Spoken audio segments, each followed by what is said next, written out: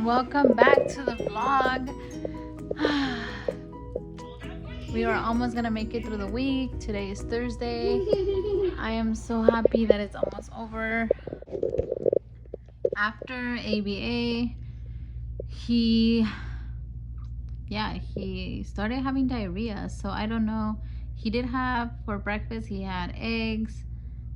He had 2 scrambled eggs, and then he had some blueberries and some grapes, and then he started eating more and more grapes. But I don't know, I think there's maybe something going around, maybe a bug or something going around, because I don't know. But I think we're just gonna have to cancel the Friday and just call it a week, a successful week, and just start up next week. Maybe if over the weekend he doesn't have any of these spontaneous stuff going on, I think we can continue.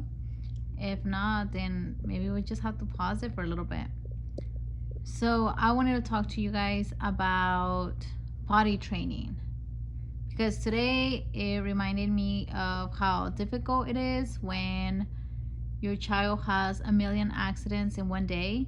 So today Emmett didn't have an accident until I think it was like noon. Well, after the ABA behavioral interventions left, he had a potty accident like around 1, and it was a huge one. I haven't seen a potty accident like that in a very long time. So it took me like about an hour to clean it up, or 30 to 40 minutes to clean it up, which was a mess. And then right shortly after, he had another potty accident, and then I just gave up and I put a pull up because I just couldn't do it anymore. So yeah, I forgot how horrible it is when they have diarrhea and they're getting potty trained. It is a nightmare, let me tell you. You're gonna be washing your whole house the whole day. So I'm kind of tired because we were washing everything, and I finally finished. Emmett's laying down in his room getting some me time. I hear him though, so maybe not. He's gonna come in a little bit. With the potty training, we started potty training Emmett when he was 3 years old, and we continued until he was 4, and then he turned 5 in March, and we're still going at it, and we made some progress. We have regressed throughout those years. We have made progress, we have not made progress. It's a roller coaster. I feel like potty training, especially when he's a child, it's this constant roller coaster. So it's not something that you're gonna do overnight, or I don't know. On those books, I've seen a lot of books that say, or blogs that say, oh, potty train in a weekend. I don't think that's possible. I read those articles and I tried those techniques with Emmett, and it's just not gonna work. Especially when your child is nonverbal, you're not gonna potty train in a week, in a month, or sometimes not even years.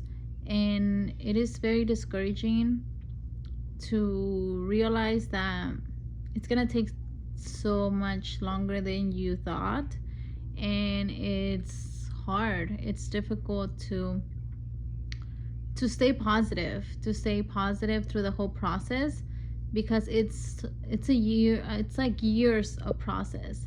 It's not just a few months, it's not a few weeks, it's years, because we've been at it for 2 years now, and I don't see the light at the end of the tunnel. I don't see him communicating to go to the restroom.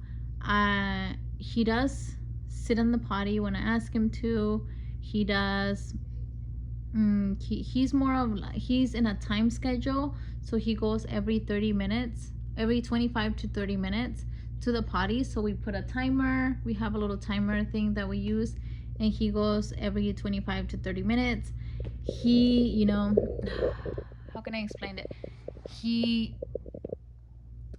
will sit on the potty. He needs full assistance when it comes to sitting on the potty. He needs help pulling up his pants, pulling down his pants. He needs help wiping, obviously. So yeah, he needs full direction when it comes to potty. I think that we made progress in the aspect of being able to get him inside the restroom, and being able for us to be like, hey Emmett, the timer went off, it's time to go potty. So he transitions a lot better. So that has been a lot better. And also, he's very compliant. If we're at a public place and I tell him, hey, let's go to the restroom, he's willing to go to the restroom. He doesn't fuss or anything like that. So we have made some progress. But communication wise, he does not communicate when he has to go to the restroom. And I think it sucks because you don't know when he has to go. So that's why we have the schedule. And it is very inconvenient. It's hard. And it's inconvenient as a family that, when that timer goes off, you have to go to the restroom no matter what. And he does wear a pull-up when we go out. When we are at home, we try to keep him in underwear the entire time, because I feel like he gets more alert when he's wearing a pull-up. So we try to keep him that way. But yeah, it sucks. I didn't realize that it was gonna take so much longer than I anticipated, because there's so many more aspects to it.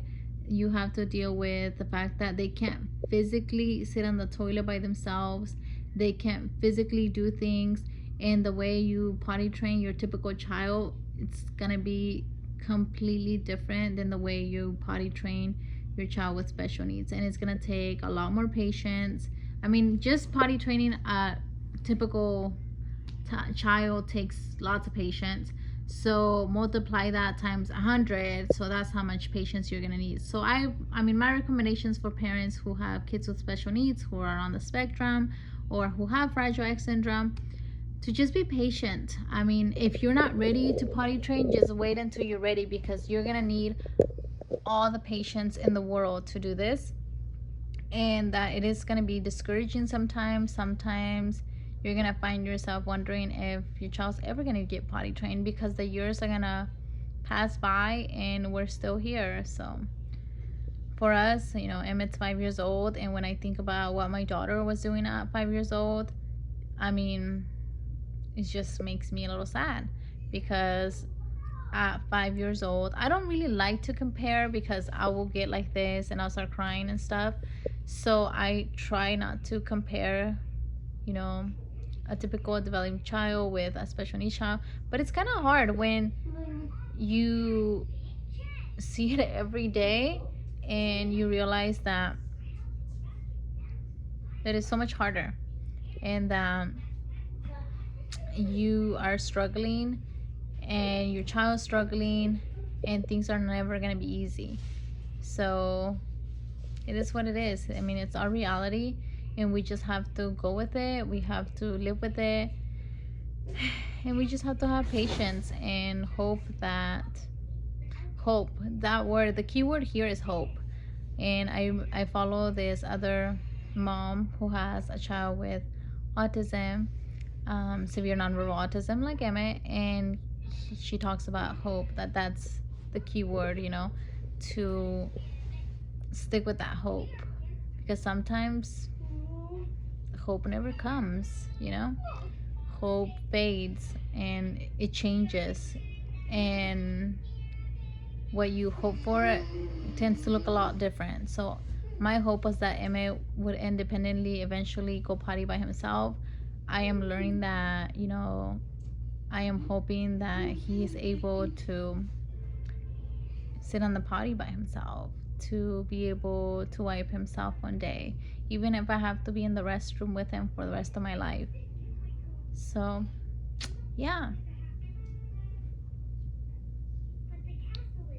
sorry, I'm just like, when I think about adult Emmett, I feel like, sorry, I had to catch myself there. So like I was saying, I mean, I am okay with taking Emmett to the restroom, adult Emmett in the future, to the restroom. I know it's gonna be a little uncomfortable because I am a female and I am gonna take my adult son to the restroom. So I could see how that's gonna look, in other people's eyes. And I know that my husband won't always be there to take him to the restroom because, you know, there's gonna be circumstances when I'm gonna have to do that. And it is heartbreaking. It is hard to think about it that way. But we are trying to get him as independent as possible before, you know, that time comes. And that is why I feel like sometimes the years, you know, they come by so fast. Like, I can't believe he's already 5 and he's already, you know, getting older by a minute, and we're still slowly progressing and making progress like a little snail. So it just takes time, and everybody tells me that, but it's hard to wait for your time. So yeah, that's it for today's vlog. I am gonna go check what Emmett's doing because I think he's going to the fridge. I'm pretty sure he's going to the fridge, so we'll see. Oh, he took out all the grapes. Hey bud, what are you doing? Yep, he's going to the fridge, so I am gonna take him out. Come on, Emmett. Come on, Papa. Let's go, let's go, let's go. Come on, come on, come on, come on, come on, come on, come on. Let's go. So yeah, that was my potty scenario thing, whatever you want to call it. I hope you guys liked it, and we'll see you guys tomorrow. I hope you guys have a great rest of your day. Take care. Bye. Say bye-bye. Can you give me a kiss? Give me a kiss. Give me a kiss. Thank you for the hug. Oh, no, we're gonna fall. Thanks. Give me a kiss. Give me a kiss. Ah, we're falling. No, we're falling. Ah, oh.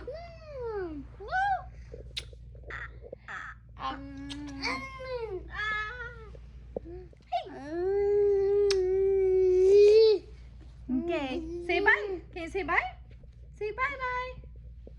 Okay, bye. Okay.